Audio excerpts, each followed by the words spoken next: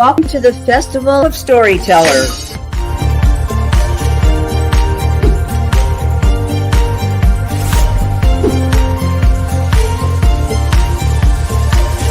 I thank everybody that's involved with this process because we know writers need readers and writers need publishers.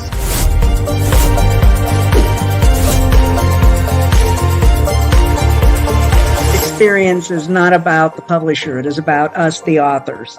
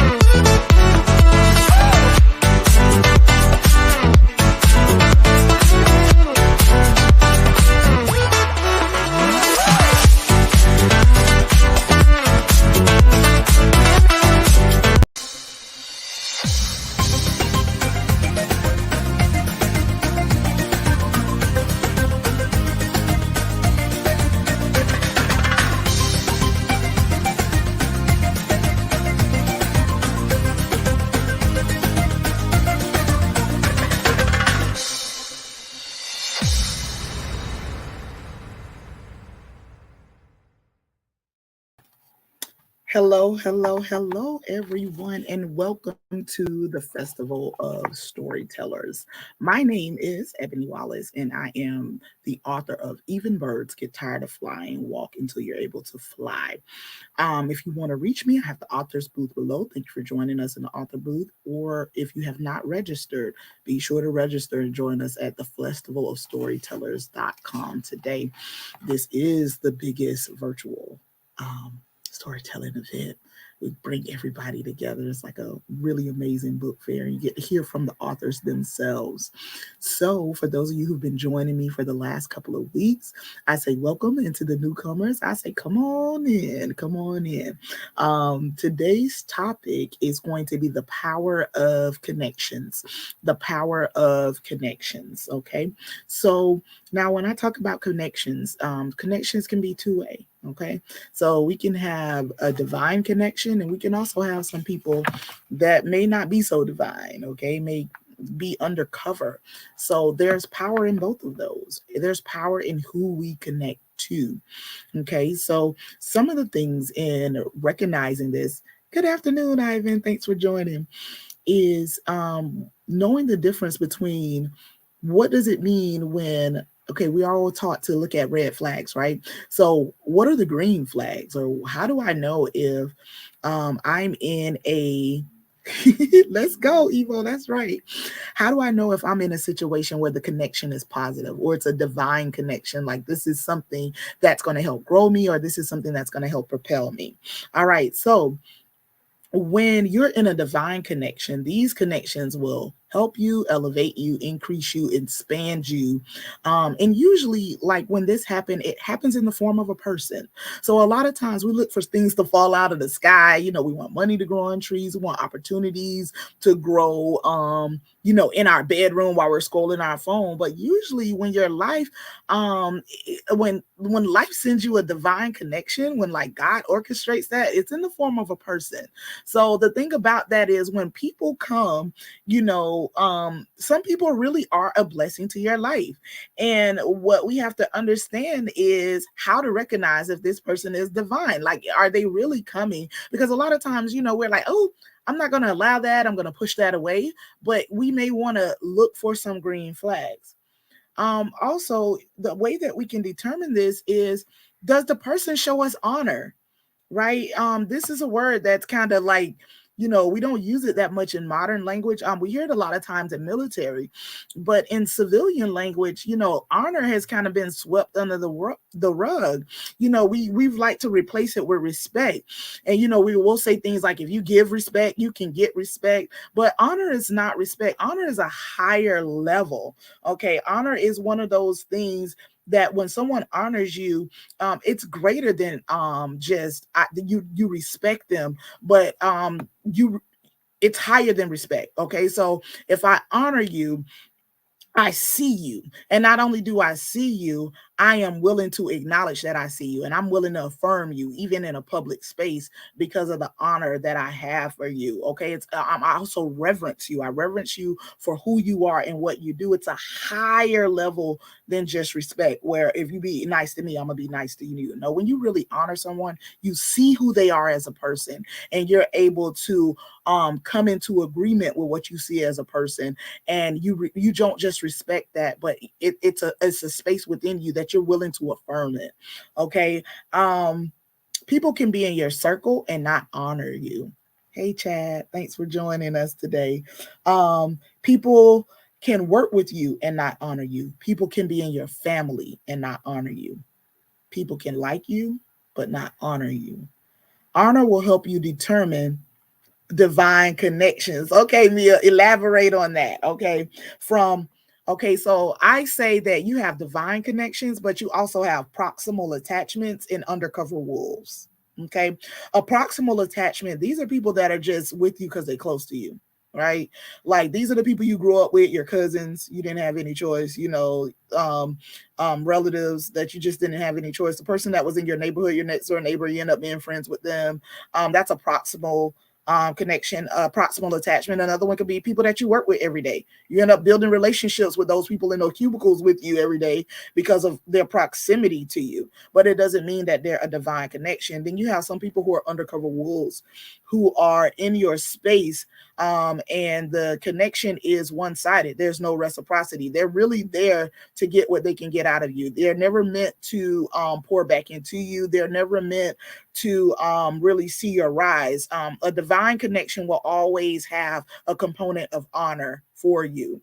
Okay, it will not just be so one-sided that you're just emotionally drained. When it's a divine connection, it's a pour back. It's like those conversations you have with someone. You don't have to talk to them every day, but you feel enlivened, and they are also enlivened when they speak with you, because there's an equal pour, because there's an equal honor. I respect you as a person. I respect what you have gone through. I'm not here to tear you down. I'm not here in a place of jealousy or anger. I'm not here in a place of I'm trying to one up you. I'm here in a space because I really honor you as a person. Also, when you have a divine connection, it'll determine blessings in your life and not necessarily repeated lessons over and over. So if someone is divine, an acceleration comes with them. You might just meet someone and they have better intentions for you than someone that you have known for 15 years, and you just met this person in 3 months and they've already got you talking about starting a business, starting to work out. They've already got you talking about opening your horizons. You just met them, and you have a greater connection with them than some people you've been knowing for 20 years.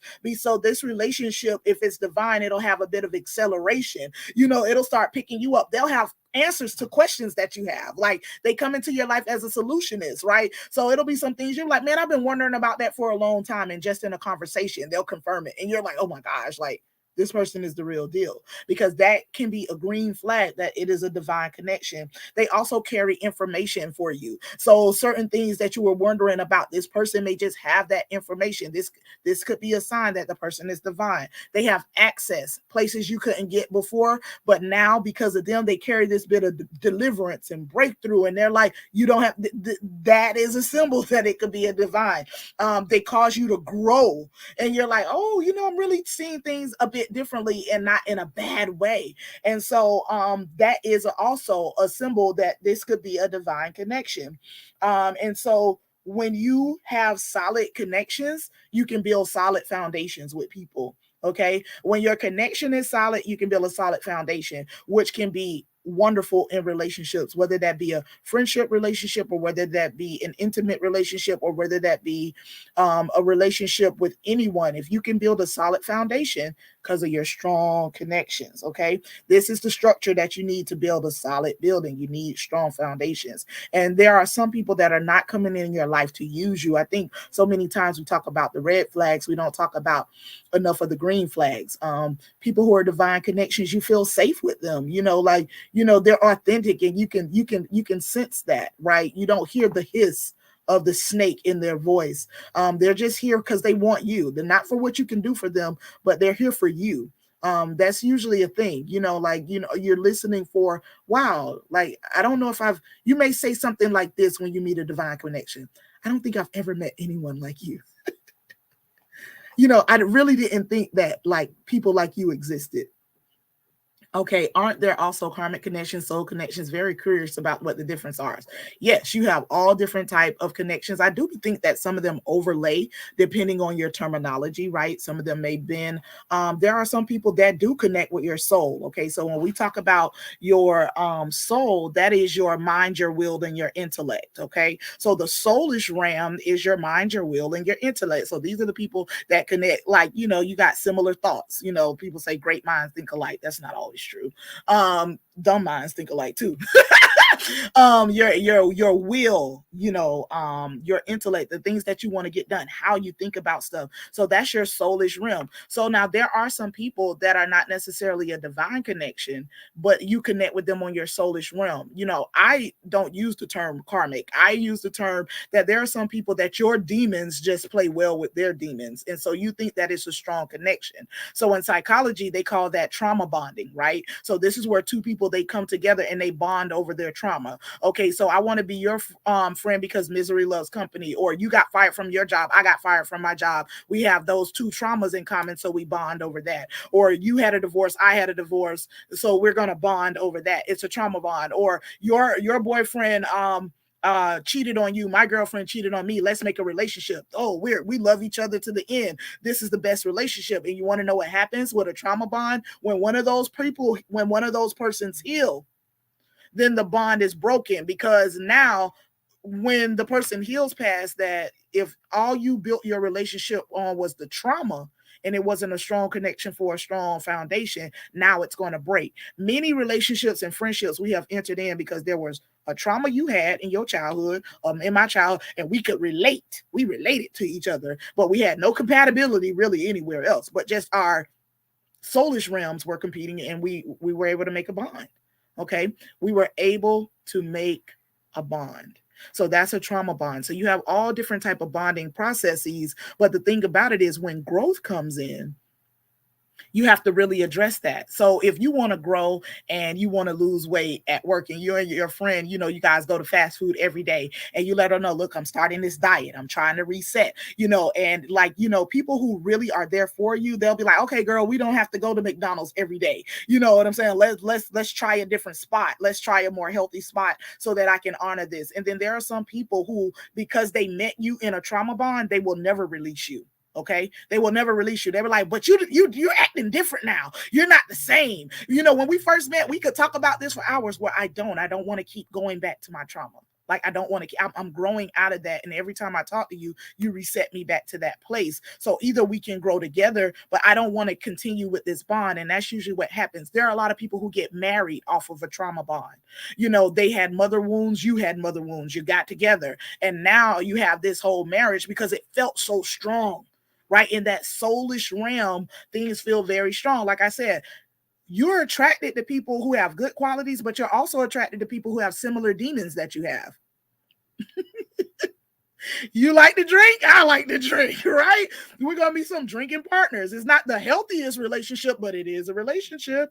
It is a connection. So there's power in connections. Okay, Carolyn just said, I see you is a lovely way to put it. Right. I see you as a way of honoring someone. Seeing them means I see your flaws. I know what you're going through. Look, I'm going to give you space to work this thing out. Like, because I see so much more potential in you. I'm not judging you. There are some times where, my friends don't need my judgment. They just need me to come and sit in the room with them because they're going through something. There are some times where, like, I'll hear it in their voice, right? Because I know them so well. I'll be like, where you at?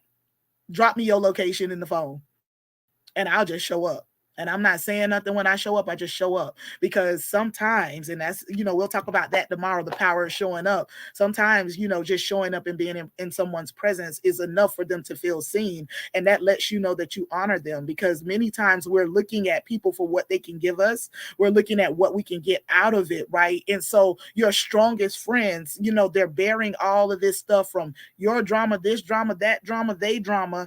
And then, they could be having their own issue. They could have gotten a report from the doctor that they can't tell nobody, because every time I try to talk to you, before I can get a word out, you're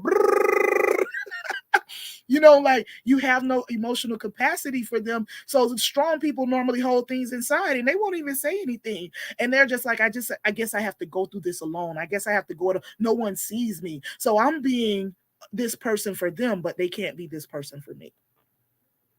I'm being this person for them, but they can't be this person for me. Eleanor just wrote, often we really choose to overlook people's red flags because we desire to be with them to appease our loneliness. Come on, girl, you done did some soul searching and I love it. You are absolutely right. There are times in our life where we aren't fully healed. And so sometimes we just need a person. We just need a body. The young people say when you sleep with people now, they call them catching bodies. And it's really something to that statement. I was like, oh, I see what they mean, because sometimes it's not the fact that you tend on even having something long term. It's just to cure the loneliness, right? Their demons play well with yours. They were available at that time. And because you were broken and you weren't feeling your best, or you didn't know your worth, you allowed yourself to get entangled into something that becomes a situationship, an entanglement, in a friendship. This person is toxic, but they seem exciting because toxicity usually is exciting. Tricks and traps always start off as fun. I tell my students that all the time. Tricks and traps, they always is exciting at first. Yay. What trap you ever seen in the wilderness that wasn't enticing? Like, on the cartoons when they want to trap the bear, they put the little meat and the bear's like, what? I don't have to kill for this meat. Let me go for the meat. It's a trap. It's a trick. Tricks and traps are always start off as fun. It starts off as fun, because if I get you in, it's fun. If I get you in and say, oh, we're so much alike. Some people will do that. They will try to bring you to their level. We're so much alike. We're so much alike. And you have to understand, is this alike in a divine way, or is this a way that's going to have me so distracted I can't recover? It's going to take me 6 months to get out of this. And some people, if you get in a relationship, it might take you 2 years to get out of it. Okay. So sometimes, yes, it's a loneliness thing. And if it's a loneliness thing, a person is not going to cure that. If it's a loneliness thing, we want to make sure that we're putting boundaries in place and that we're reaching out in a healthy way and not just to grab a body. Okay, Cassandra, all of this might make love seem more complicated, but I believe regardless of what your connection is, people come into your life for a reason, whether to be the one or to teach you a lesson. My mom says that all the time. Everyone is a teacher, right? So people can either teach you what to do or what not to do, right? And I do believe that. But one of the things that I love to tell young people is experience is not the greatest level of learning something. Now, we always say experience is a great teacher. They're going to have to experience it. But experience is not the greatest level of learning. Instruction is. And I'll tell you why. Because if you can learn from instruction, you won't have to experience it. Okay. Everything, toxic situations, we shouldn't have to go through them to know what not to do. If we are being wise, then there are some toxic situations that we can avoid even getting in from the first place. So instruction is a higher level of learning than experience. For example, if I tell my child not to touch the stove is hot, the stove is going to burn you, this is not what you want, I'm giving you a warning. If the child listens to that, they can bypass the negative experience of it. However, if the child chooses to go ahead despite instruction, which is the highest level, and they go into experience, they're going to learn there too, right? Because they're going to touch that stove and those little fingers are going to get burnt. And so now they're going to have the trauma of the stove, the finger burning, all of these things they're going to have to work out now. Now you may even have a post-traumatic stress where every time the child sees a stove, they don't even want to go close to it, all because they ignored instruction. There's a quote that I love to use. I write it on my board, and I would say, any man can learn from his own mistakes, but a wise man learns from the mistakes of others. So when we get to this big old age, we should not be taking all these experiences. We should have enough wisdom to see what others have done and to hear from instruction of wise people so that we can become wise.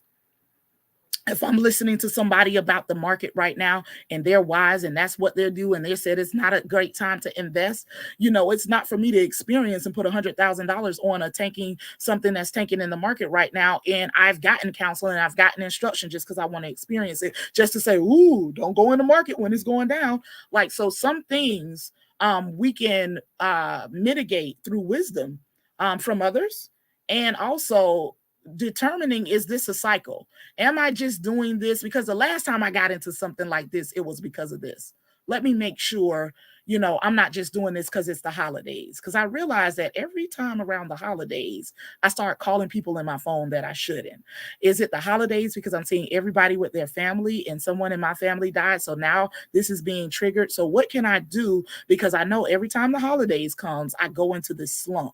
So if I know the slump is coming, rather than me drink 17 shots at the bar, maybe I want to put something in place. Maybe I tell some of my girlfriends or my guy friends, hey guys, let's have a barbecue. Let's do something different. Because remember, if we want to flip the coin, we have to expose ourselves to another thing. But I can't flip the coin if I first don't recognize that I'm in a cycle. I can't flip the coin if I first don't recognize what I'm doing. Okay.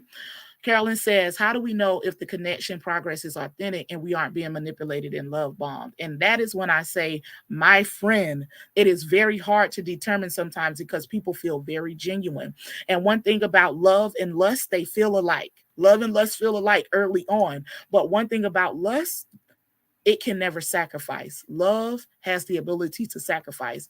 And love does not make you feel like you're in a place where it has to be rushed. So when you say no, or you place a boundary and you say, hey, listen, I need to slow down, love will honor and respect that. Whereas a lusting situation always wants to keep the foot on the gas. Yes, it's love bombing, it's this and that. But when you say no, is the love still there?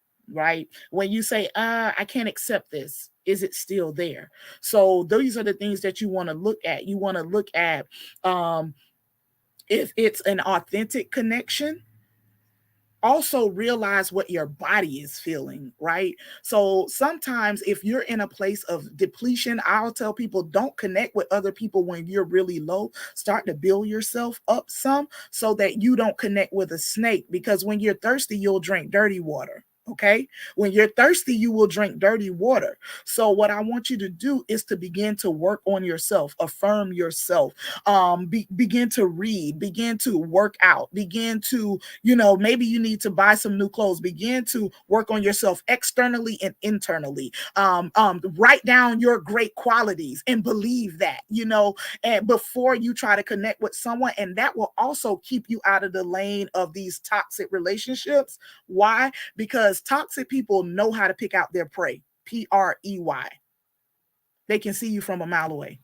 They know you're desperate because thirstiness speaks. It wants attention. Look at me. Look at me. You can give me the little bit of attention and I'll have you moving in my house next week, but not when you become healed, not when you become whole. You're not looking for that. So sometimes I tell people, yeah, you may be looking for connection, but it may be because you just need to join a club. There's a club down at every recreation center. You may need to join a women's group. You may need to join a men's group. You may need to get a bike and join a cycling group. So yeah, you do need connection, but that connection may not always be needed for someone that you're trying to connect with it and you're heartbroken in 6 months and you've been repeating this cycle 10, 11, 12, 13 times. So then you have to look at, okay, well, what am I doing?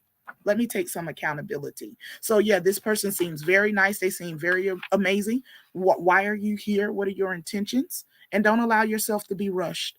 Leonard just stated, even in simply seeking and settling for these benefits, people can still become connected with each other. You are correct, sir. It is better to be safe and truly look for a profound connection rather than a low-level satisfaction. Listen, satisfaction is very low level. Like, I get satisfied when I eat ice cream, right? So satisfaction can come in many ways. We want to be so healed that we're not jumping on the heels of everything that's presenting itself to us, right? Because now that we're at this big old age, right, we know what makes us tick. We know how much work it took for us to get here. We know what it took to get to our level of peace. So rather than just grabbing hold to people because you met them on a matching website, what I would say is to genuinely grab hold of yourself. Grab hold of who you are and what makes you amazing. Because when you start to do that, you know what you do? You start to attract. And so your light goes out and people start to be like, man, that's some wonderful energy. I want to be around this person. So it's not, you stop running for people and people start coming to you. And so then you get to choose, right? You get to choose. You get to kind of level this out. Okay, this person is really nice, but do they really fit in what I'm trying to do? You know, I'm asking them questions about where they see themselves in the future. Does that align with where I see myself? You know, like, you know, you can do all of these things early on before you make a claim to someone, and then it's 7, 8, 9, 10 months later, and you're like, how did I get here? It's because you opened up all of your treasures, all of your boxes to this person, and you haven't even properly vetted them. You know, before you get on a job, they're going to do an interview. They're going to do a battery of questions. Why do you want to work here? That's a good question. Why do you want to work here? What makes you a good fit for our organization? Have you read our mission statement? Do you know what we're all about? Okay, so what can you bring into this? So all of these are things that we really should employ when we're thinking about connecting, right? And sometimes we connect with people because they have their strength is our weakness. Okay. Another thing we want to think about, guys, and this is something to think about. Some people are really just seasonal in your life. They're not supposed to be there for the long haul. There are some people that are in your life because they need your wisdom and to be mentored by you, but you don't need to be in the bed with them, or you don't need to be calling them your bestie and trying to travel the country with them, right? And you're on a 14-day hike with someone that you don't know, and you realize, oh my God, this was a mistake. But then you realize you really only vetted them for 2 months, and that really was only after about 4 phone calls. You wasn't even together every day. Get to know you first, so you don't make these connections that are weak connections. I always tell people, when you're looking for connections, look for connections that are emotional, emotionally stable, intellectually stable. That's always great. If you're someone of deep intellect, you're going to be so bored with someone who's shallow. I'm telling you now. Emotional connection, look for intellectual connection, look for recreational connection.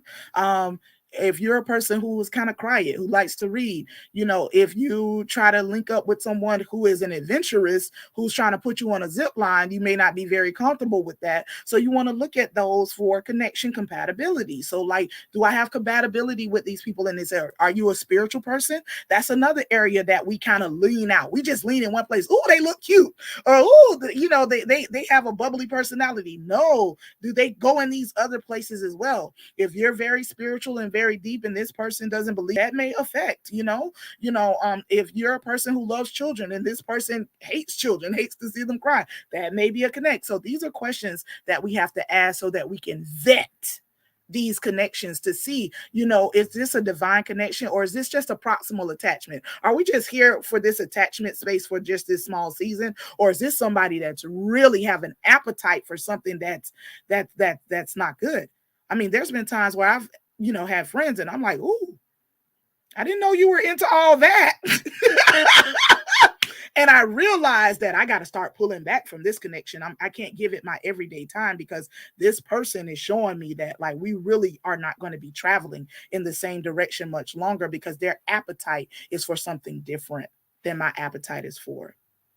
Know yourself, know your appetite, so that you know who's your divine connections, and you are able to get to a place within you that you can start attracting the best and not just picking from the bottom. Okay, guys, that's been our time. We always have a quick session here. Thank you for joining my author booth. If there's any information that you would like to receive about Even Birds Get Tired of Flying, the book is below. It is also available on Amazon. I thank you all for joining me today, and I will see you back here next time. Tomorrow, we'll be talking about the power of showing up. So can't wait to see you all again. Bye-bye for now.